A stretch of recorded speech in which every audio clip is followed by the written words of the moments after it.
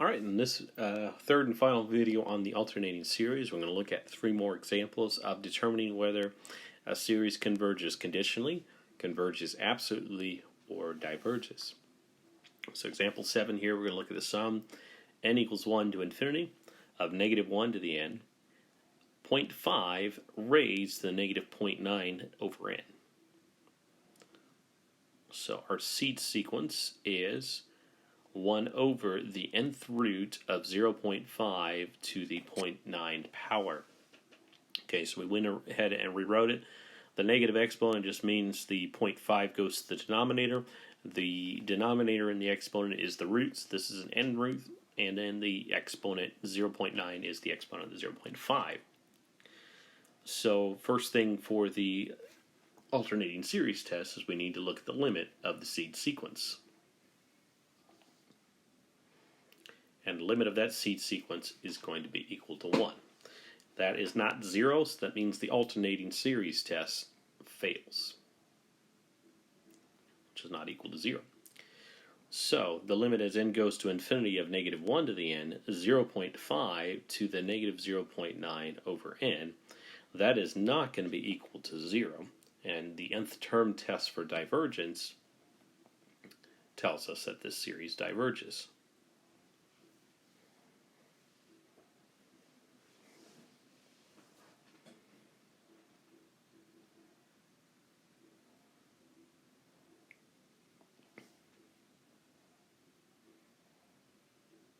All right, and one thing that we did use is the fact that the limit as n goes to infinity of r to the 1 over n, that limit is going to be equal to 1.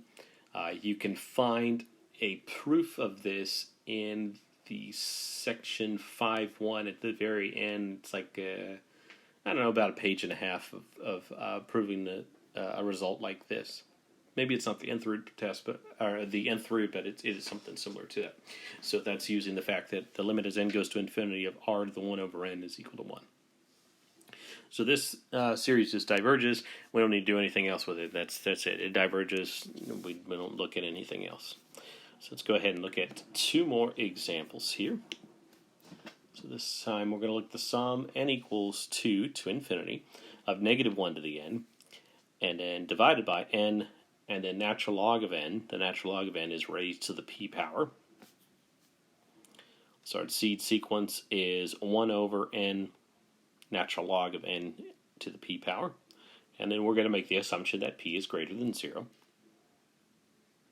So the limit as n goes to infinity of 1 over n natural log of n to the p power, that's going to be equal to 0. And so that's the first condition for the alternating series test. To show it's decreasing, probably what's going to be easier is to link this up with a function. The function f of x is equal to 1 over x natural log of x to the p power. And we're going to show that this function is decreasing, and so the sequence will also be decreasing.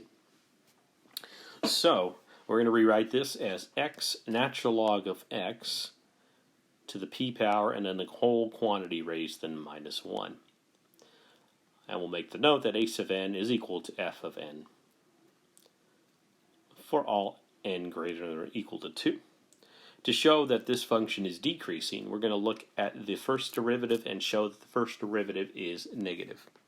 So f prime of x is equal to negative 1, x natural log of x to the p power, and then that whole quantity to the minus 2. And then by the chain rule, we got to take the derivative of the interior. So the derivative of the x will be 1, so 1 times the natural log of x to the p power, plus the first function of x times the derivative of natural log of x to the p power. P comes down, natural log of x to the p minus 1 power, and then times 1 over x by the chain rule. And that is certainly going to be less than 0. All of this stuff here is going to be positive because we're looking at x is greater than 2.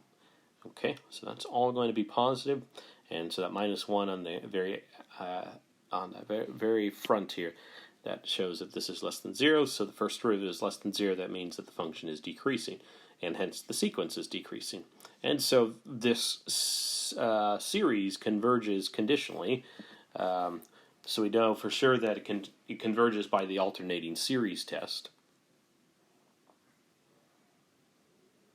Okay, so we're just mentioning that a sub n is decreasing, so we have the other condition required for convergence using the alternating series test. So this series converges by the alternating series test.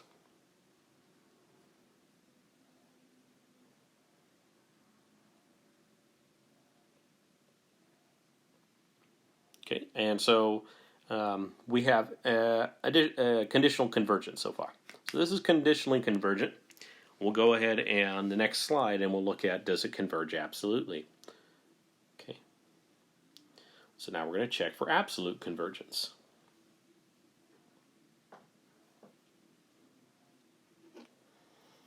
All right, so we're going to go on to the next slide. So we do know that this converges conditionally, so we're going to check, does it converge absolutely? So we're going to look at the sum, n equals 2 to infinity, negative 1 to the n over n, natural log of n to the p power, and our p is greater than 0. And we're going to look at if this converges absolutely. And we're going to use the integral test here to see if this converges absolutely. So our function is the same as the previous slide. It's going to be positive on 2 to infinity. It's decreasing. We already showed that this was a decreasing function. And it is continuous.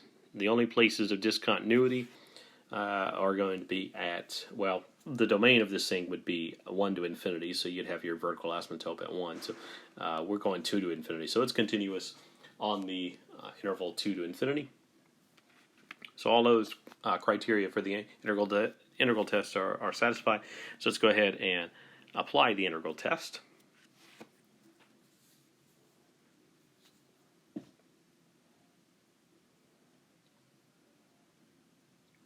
It's going to look at just the integral before we look at the improper integral. So the integral of dx over x natural log of x to the p power. And we're going to do a u substitution. U is the natural log of x. Du is equal to 1 over x dx. And so this integral is the integral of du over u to the p power. That is a p integral. Well, not quite a p integral, but when we put it in the improper integral, it'll be a p integral. So we're looking at, instead of 2 to infinity, we'll use our conversion. So natural log of 2 and then as x goes to infinity, natural log of x goes to infinity, so u goes to infinity. So we're looking at the improper integral, natural log of 2 to infinity of du over u to the p, and that's a p integral. And if you recall, p integrals would converge and diverge at different values of p. So the p integral is going to diverge for p less than or equal to 1, and then we're making the assumption that p is greater than 0. And then this converges if p is greater than 1. So then the series that we have up there at the top of the screen, we already knew it converged conditionally, and now we know it converges absolutely as long as p is greater than 1. Okay, so the sum n equals 2 to infinity of negative 1 to the n over n, and then the natural log of n raised to the p power. This is going to converge conditionally when the p is between 0 and 1, including 1, and converges absolutely when p is greater than 1. And so we actually get a little bit of variety here in this problem. So we have some conditional convergence and some absolute convergence. Okay. Alrighty, we're going to look at one more example here. So we're going to look at the sum n equals 1 to infinity of negative 1 to the n, e to the 4n, divided by n to the 10n. Our seed sequence a sub n is equal to e to the 4n divided by n to the 10n. So first condition of the alternating series test is we need to check the limit of the seed sequence. The limit as n goes to infinity of e to the 4n over n to the 10n.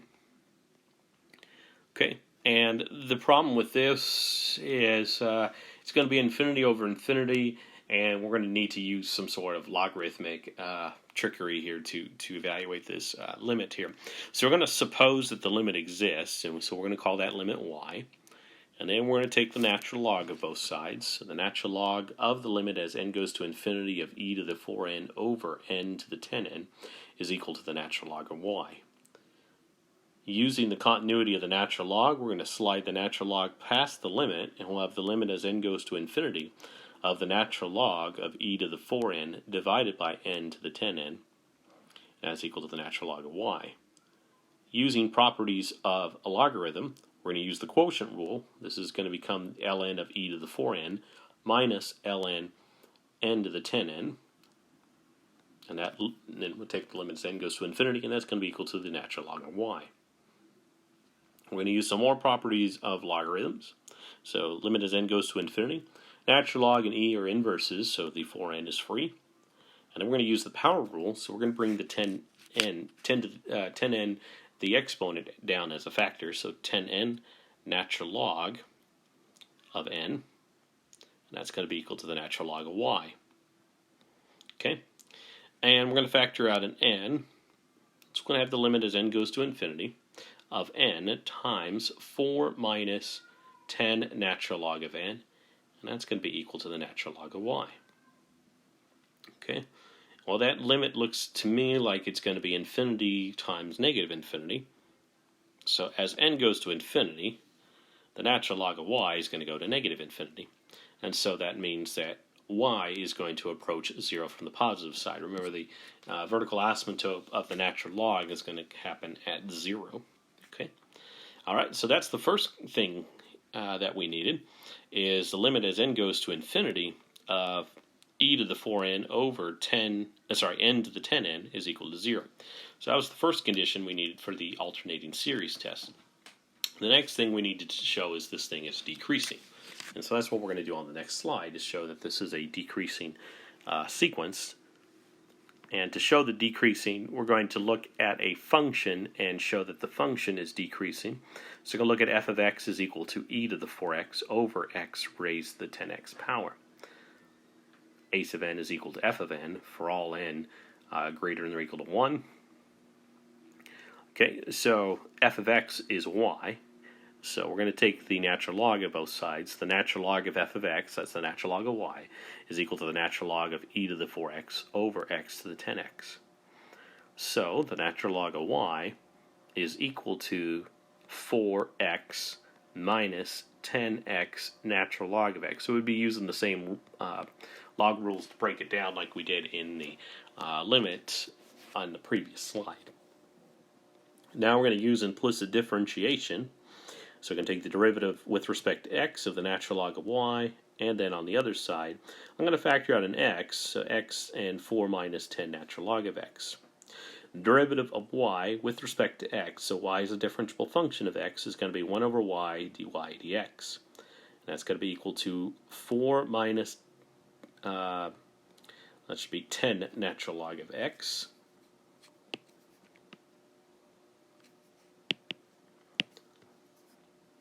10 natural log of x plus x times the 4's derivative would be 0, so it would be minus 10 times derivative natural log of x, which would be 1 over x. Multiply both sides by y, so we have dy dx is equal to y, and then we have 4 minus, and again that should be 10 natural log of x.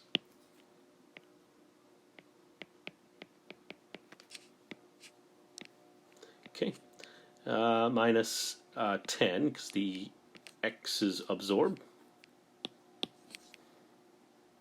Okay, so this says that f prime of x is equal to y. Well, y was e to the 4x over x to the 10x.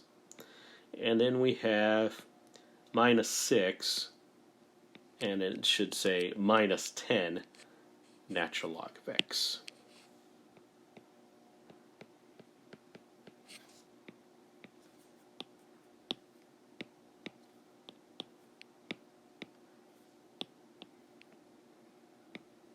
And that's less than 0, which means that this thing is decreasing, and so we have the two conditions for the alternating series test. And so this tells us that we have conditional convergence. Okay, so decreasing, so 0 less than or equal to a sub n plus 1 less than or equal to a sub n. So the sum n equals 1 to infinity of negative 1 to the n e to the 4n over n to the 10n is conditionally convergent.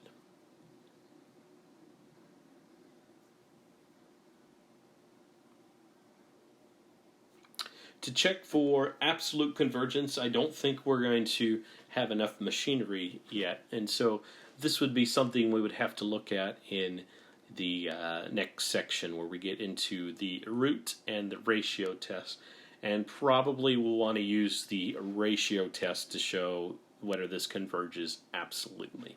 Okay, so stay tuned for the next section. That's going to be section 5.6, where we talk about the ratio test and the root test. The ratio test is a very important test that we use a lot. Alrighty, we'll see you next time.